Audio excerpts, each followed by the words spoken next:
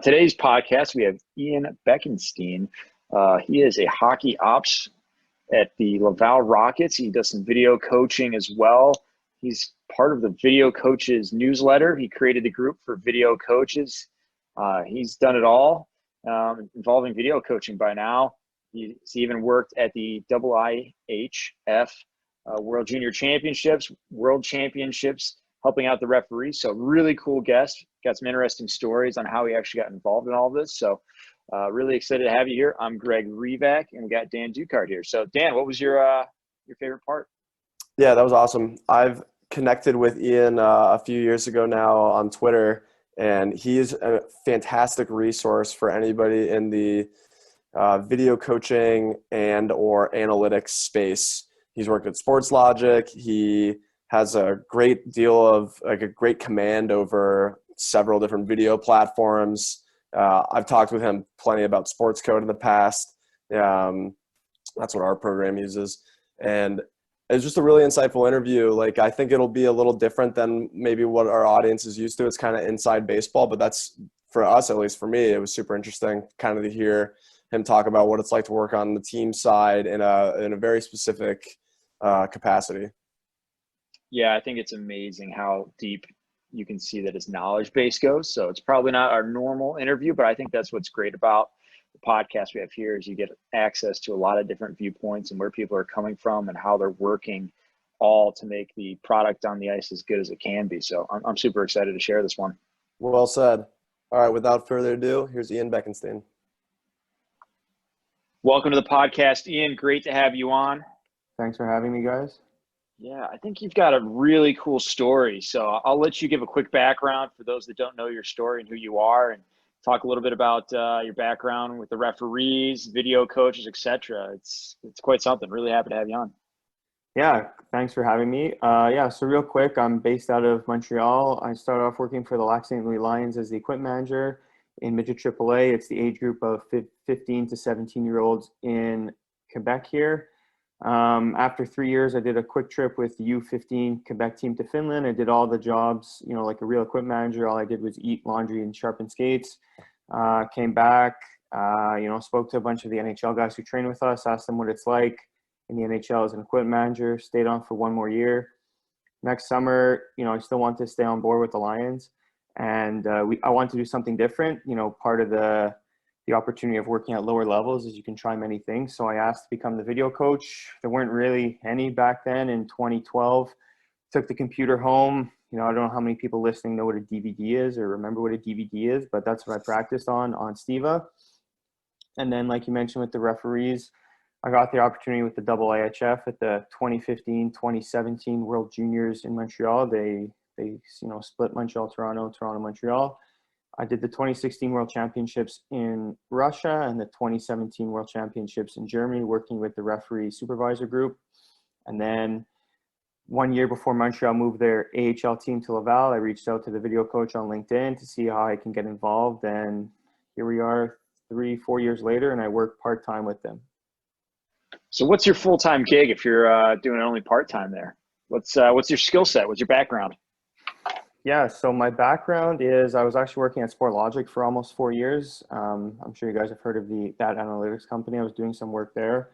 And then, with COVID, it was kind of a mix. I wasn't sure my position would be around this season, and I wanted to kind of move on and try something else. So it worked out well. And now I work at another company here in Montreal. It's a mix between training, project management, testing. So it's a new opportunity, something that I'm excited to work on and see where it goes from there.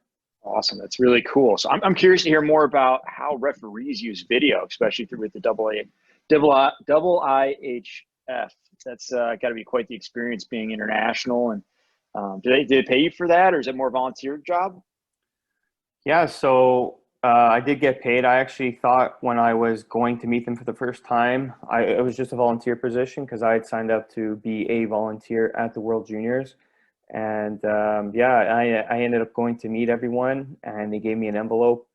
And I'm like, oh, what's this? And they said, it's your pay. So, politely, I just tucked it in my jacket and I checked it after. I opened it. I wanted to see how much it was, you know. It was different colored money. I'd never seen it before. So, you know, I did some research and I found out the IIHF is headed in Switzerland. So it was Swiss francs. So, you know, obviously I did the currency converter and it was definitely worth it. That's for sure. But how referees use video, honestly, it's exactly like players. You're looking at evaluation, your positioning on the ice, how strong your hand signals are, if you're consistently making the right hand signals. Um, you know, it sounds easy enough, but even as a player or just in your everyday job as a professional, you might mess up on whatever you're doing. So, you know, they're constantly being evaluated. We're looking for good and bad examples of how to communicate with coaches and players. We're looking at skating angles and how to maneuver around the players, you know, on the boards, on the corners, because you don't want to get in the way. You know, reading the play just like players do. You want to be wary of transition or the cycle in the zone. You have to understand the patterns and read the play to be in position not to interfere with the players. You know, how many times do you see the cycle going down the boards and the referee kind of pokes out to the bottom of the circle to let the guy cycle, and then he takes his spot back.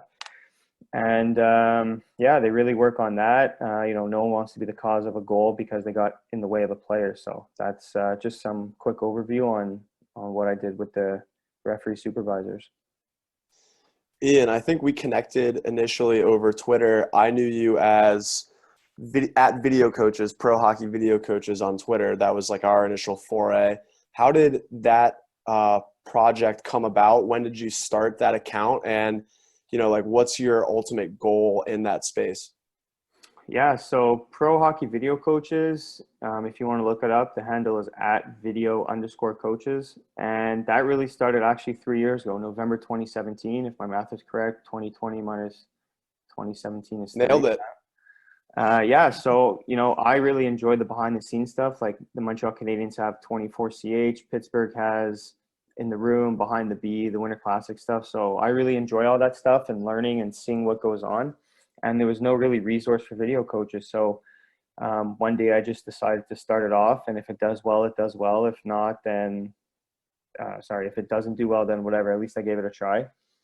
So that's really the story behind that. You know, what's really being shown on that account is really just skimming off the top. There's so many men and women behind the scenes at all levels who do so much work and have so many responsibilities that, you know, I'm trying to find more ways to show what's done at every level, but you know, it's hard to really get people to talk sometimes about what goes on in their organization to keep you know, competitive advantages. You know, I thought if I can get 500 followers, that would be, you know, cool.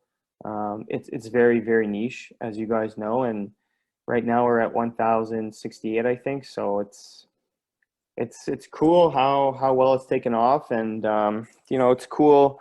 You know, getting the words from, you know, especially the people in the NHL and the American League, because they get to they use it to show people who don't really work in hockey what they do. You know, people say, "What does a video coach do?" I don't understand. So they enjoy it. They get to kind of showcase what goes on behind the scenes with them. So it's been fantastic so far. I really enjoy doing it. So there's got to be some great stories with that. Is there like some like, oh, this happened and coach was yelling at me because I screwed up? I mean, or even in your experience with hockey ops and being around all of this, I'm assuming you got some great stories. Yeah, there's some good stories. You know, if I go back to Pro Hockey Video Coaches for a second, it's really been my number one networking tool. You know, I try to meet as many of the people when they come to Montreal to play the Canadiens at Morning Skate. This year, for example, the guys in Dallas were really good to me. Kelly Forbes and Matt Rodell, they actually took me down to the coach's office. So that was cool to see how they set up with their computers, the Hawkeye, what they do, how they manage it, you know, during the game. So that was really cool to see. As far as other stories, you know, the IIHF stuff was unbelievable. Like, I never played at a high level. I thought that would be the coolest thing I ever do in life. You know, like, I'm getting paid to travel and get paid to, you know, look at international hockey. Like, that was really cool. Of course, with the Lions, we won 2 championships there, and watching the players go from midget to the NHL or American League or college or wherever they end up, that's always cool too. So yeah, plenty of stories, and I'm very fortunate to have the experiences that I've had, and hopefully I can keep going up the ladder.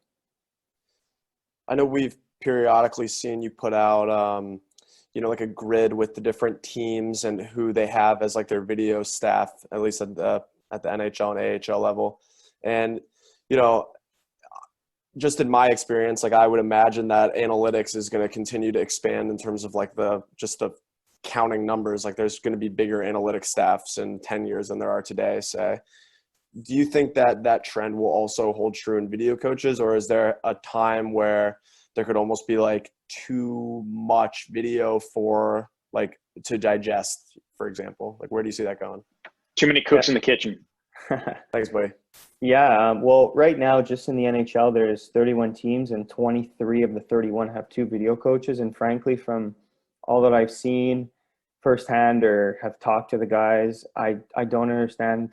Well, I do, because it comes down to the budget, but I don't understand how not all teams have 2 people, because it takes a lot of work to do.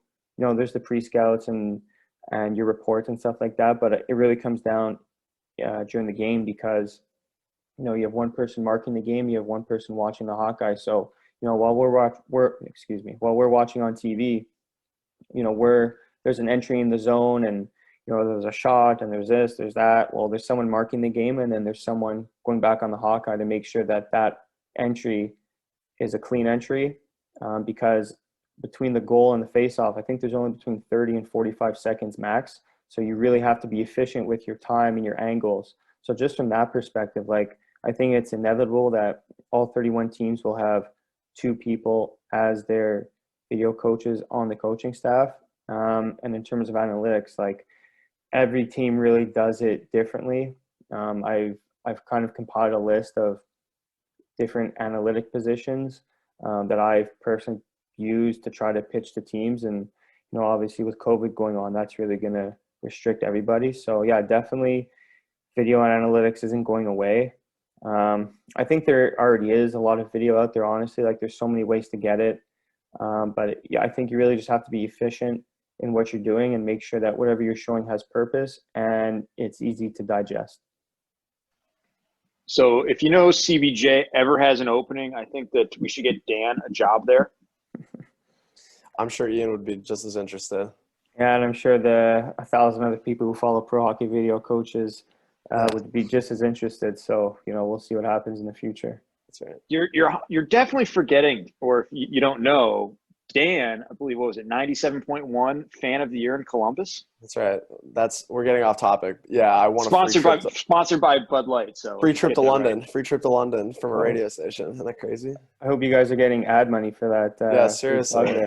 No free ads. No free ads. Jeez, Greg. That's funny. I wish. Well, hey, I want to go back to your time with the AAA team in Quebec. And obviously you say you work in the AHL too. So like, compare and contrast for us what, the video, maybe not so much like what you're presenting, but like the amount that you're sharing with each team. Because I can imagine that like a minor hockey association, there's just as much potential for video, but like how much are you sharing with those kids compared to like an AHL team? Yeah, so midget AAA, like you said, it's a lot different than pro hockey, because midget AAA, they have school, so they're trying to manage school and then they come practice. Really, midget AAA, we would do pre-game video, some power play, PK stuff, just kind of reminders, because we'd take care of it during the week. Intermission, maybe pull in some players, or if the power play's struggling or the PK's struggling, or vice versa, if they're doing really well, just to highlight what's going well, what's going wrong, and to fix it. During the week, it was really Monday, Tuesday was skill and battle day. Wednesday was power play, or Wednesday, Thursday was kind of special teams, depending on how we split it. So we do some video there. But, at where we are in 2020, I think the players expect more video compared to when I started in 2012. I didn't really share much video, like from me to the players, more during playoffs. Like, I did a lot of video with the centerman on faceoffs. And then in the American League, like I mentioned, I'm part-time. So I don't really interact with the players. I kind of just go in and out on game days. I interact more with the coaches than anything. But in terms of what's being shown.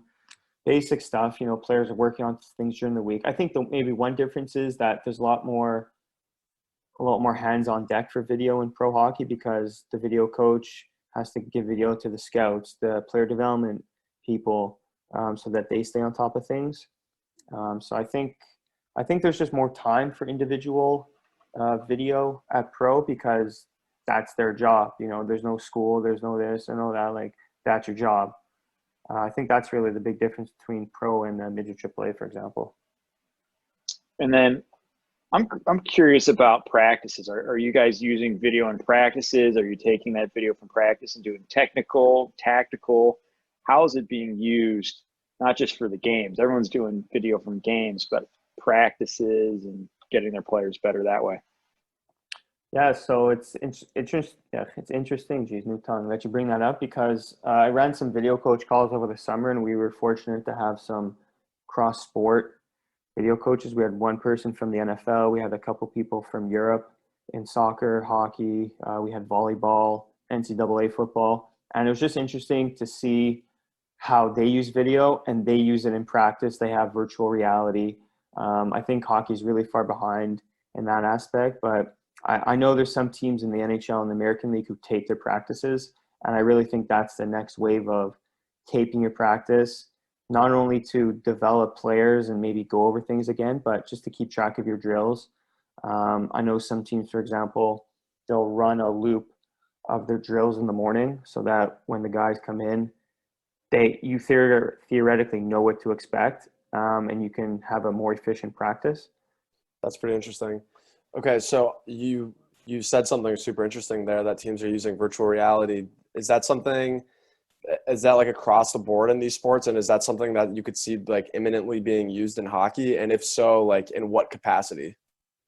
Yeah, so that was really the NFL. They have it's unbelievable. Like, that sounds unbelievable. We can imagine what the NFL teams' budgets are, and they have like a whole room of VR headsets. You can, it's one thing to be able to watch the video and say, oh, I could have done this or I could have done that, but to really be quote unquote back in that position, and you can say, oh, well, I didn't really use my peripheral vision there. I should have seen that guy.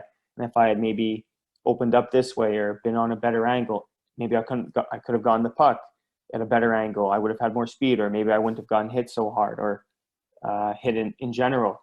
So it's really cool to see what the NFL is doing. And as far as hockey, I don't think virtual reality is coming anytime soon. Once again, I said it's all budget related. There are some really, really advanced teams when it comes to video.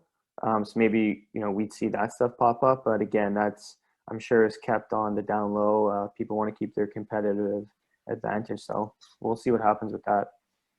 Which teams are using video, and which ones do you think are on the cutting edge of video work versus maybe some ones that need some catching up? Call them out. I'm not going to call anyone out. I didn't think so. Yeah. But the team that definitely comes to mind is the Nashville Predators. They've always been so far ahead with video, and I personally think, I'm not giving away any secrets here, I think everyone in the league knows how good the Nashville staff are. And shout out to Lawrence Filoni and Andrew Malosh and Nick Lebrano. If they listen to this, those three gentlemen are on another level.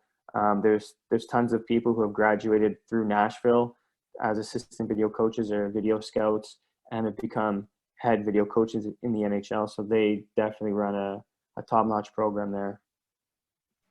What kind of stuff are they doing? I mean, obviously you can't give away the competitive advantages, but maybe some general direction that makes them elite compared to others. Mm-hmm. Yeah, I really just think it's how they work. They have 2-3 guys on the video staff. They've got, top-notch reports. Lawrence Filoni, Law is considered one of the top video coaches in the league. It's really, I just think how they work, their workflows. Law's been there a while, so he's well respected, and it's really cool to see how some teams don't have a lot of turnover. Sometimes if there's a new GM or head coach, they bring in their own people, but Law's been there forever. So it's cool that, he has that respect from ownership, management, that he can say, hey, we should look at this, or we need this for video, and they'll implement it because they know that it's going to benefit the players, and Law knows what he's talking about.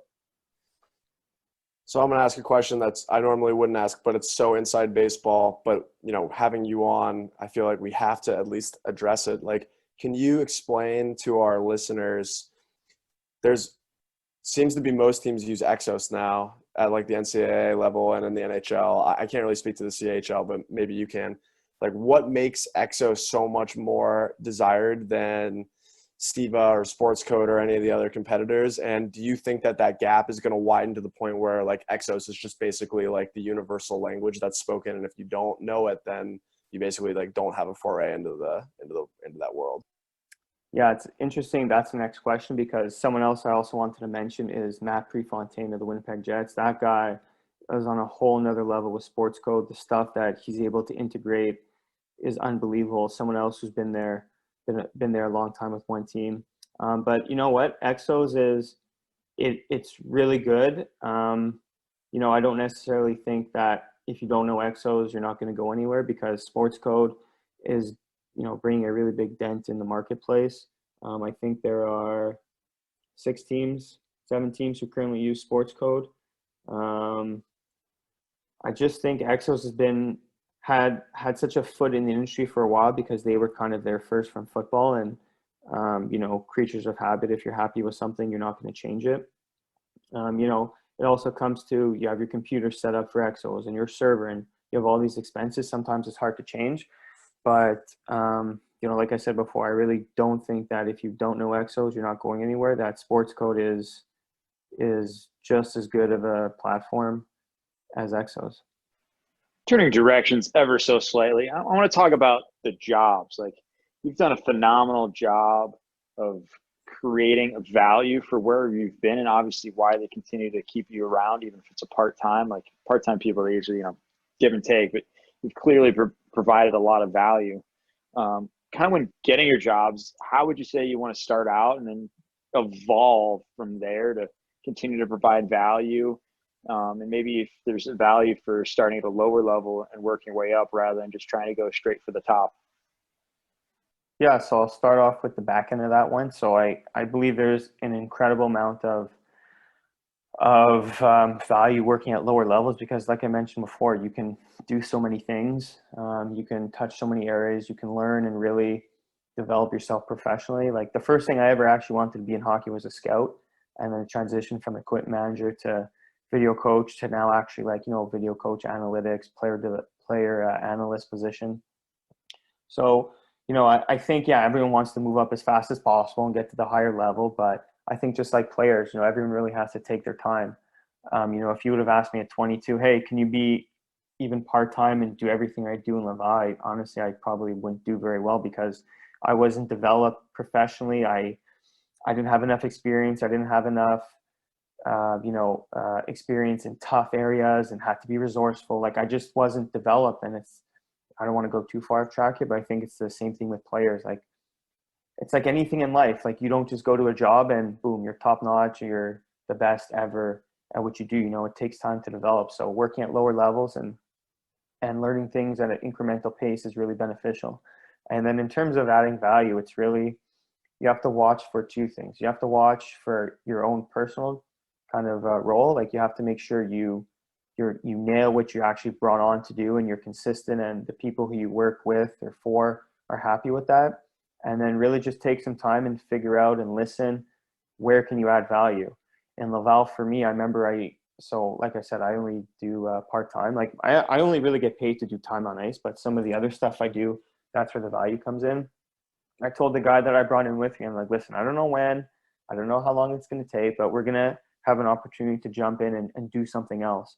And that came actually in the second month of the first year, is face-off tracking.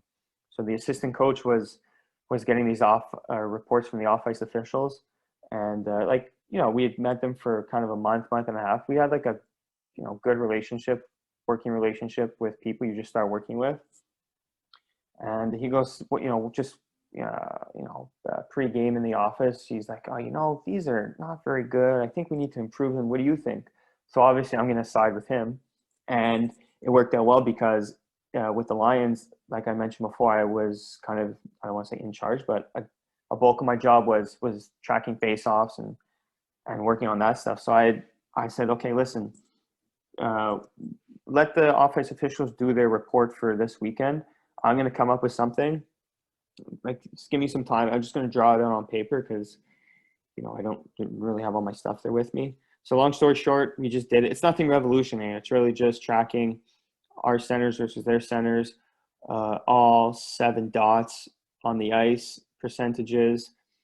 So I would give them a pregame report, and then a report after each intermission. So after the first period would obviously be the first period. Aggregate, that's the word I was looking for. After the second period would be a combination of the first and second period. And then at the end of the game, we give them the full game report. And then with 10 minutes left in the third period, I would send, it's actually funny, small world, their assistant athletic therapist, he was our athletic therapist at Lions. So I would text him. He has his phone on the bench in case of emergency person. It's like, hey, you want to kind of get the band back together. So I would send him the numbers, and then he gives it to the assistant coach, and we do it that way because at 10 minutes left in the third, 50 minutes of the 60 have elapsed. So, essentially you are what you are. And then, that's how that started. And then the coaching staff switched over that summer, and then I didn't really have to start totally from scratch, but we made some changes.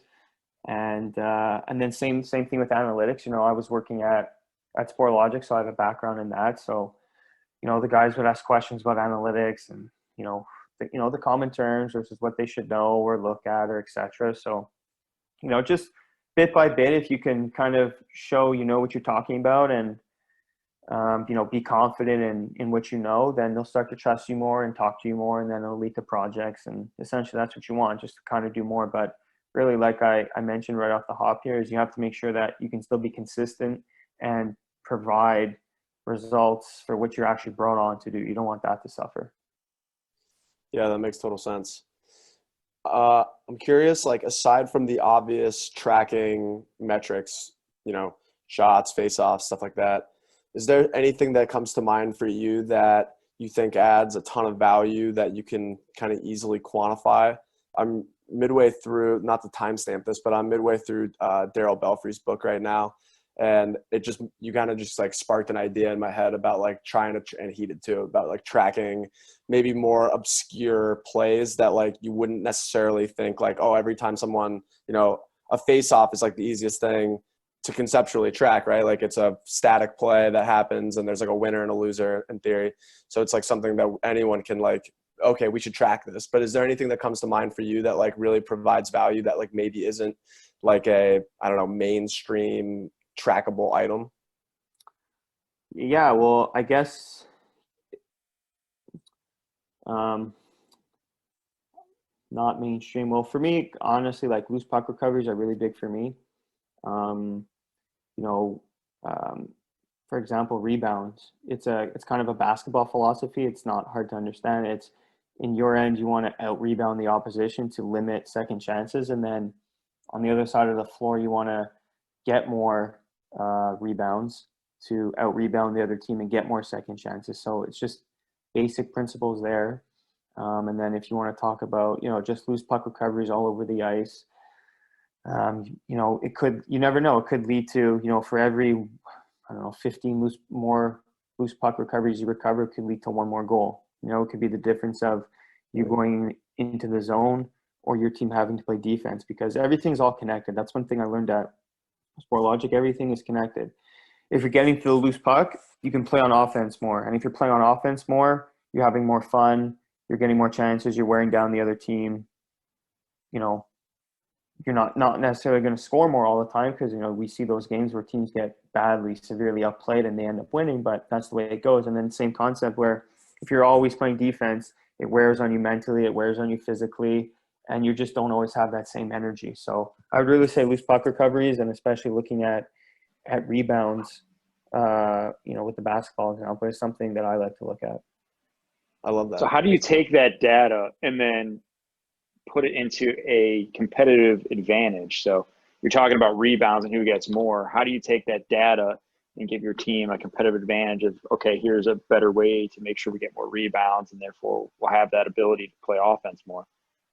Yeah, so there's kind of two ways I'm going to answer that. So the first one is really, you kind of just have to look at the numbers, and it could be a solution or not. It could be an explanation for maybe why you scored more or got outscored that night. You know, if it's not rebounds, maybe it's something else. If it's not something else, maybe it's rebounds. So that's one way you can look at it. It can just be another explanation. Why did we get outchanced? Why did we lose the game tonight? And if you look at, well, they had 20 rebounds in our zone and we had one. Well, chances are if you have 20 extra scoring chances, probably one, two, maybe three are going to go in. And then you bring up a good question there. It's you want to be able to convey your findings in a simple manner. So what I actually have is I have a section in my report sheet. It's for rebounds, and it's really just a formula. You know, if our D zone number is bigger than their offensive zone number, that means we out rebounded them in the D zone. So that just gives me a yes. Did you win the zone? Yes. And then vice versa. So it's really just yes, no. So the coaches can look at just simple, did we out rebound them or not in their zone and in our zone? Yes, no. So that's a big thing in anything in life, but I think it's really big in analytics because, you know, it's the age old battle of, oh, you know, the old school way and the new school way and the eye test and the numbers. So if you can really, and that's something I've really worked on in the last 2 years, is how to build out these one-page reports that are effective. And if you just look at them, like you'll understand what's going on. So if you're able to communicate your findings and make sure that you can add value and who you're talking to can understand what you're looking at and why you're looking at it and, you know, what value you can get out of it, that's going to really help you. That's massive. That's massive. And I guess one small follow-up here is like, does the area in which the puck is rebounded from kind of dictate the report? So if you notice, like, there's a lot of rebounds getting to the boards, like that has a higher percentage chance that the offense is going to get it compared to rebounds that are in front of the net or, you know, don't make it all the way to the boards. Like the defense is going to get that just based on positioning and where people are located. And then maybe is that something you can utilize to say, okay, well, we need to be inside and box out this area so we can get more rebounds.